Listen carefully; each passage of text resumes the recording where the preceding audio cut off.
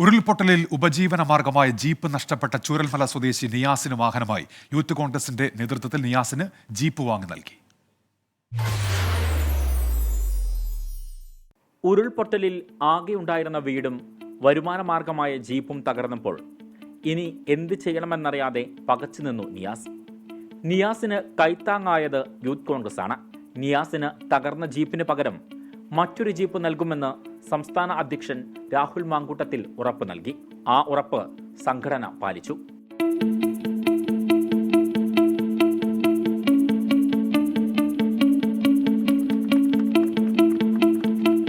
സമൂഹ മാധ്യമങ്ങൾ വഴി നടത്തിയ പ്രചാരണത്തിനൊടുവിലാണ് ഇടുക്കിയിൽ നിന്നും സെക്കൻഡ് ഹാൻഡ് ജീപ്പ് കണ്ടെത്തി വാങ്ങിയത്.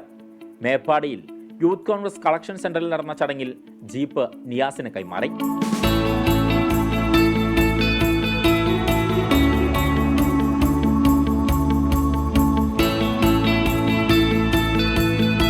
നഷ്ടപ്പെട്ടതോരോന്നായി വീണ്ടെടുക്കാനുള്ള ശ്രമത്തിലാണ് നിയാസ്.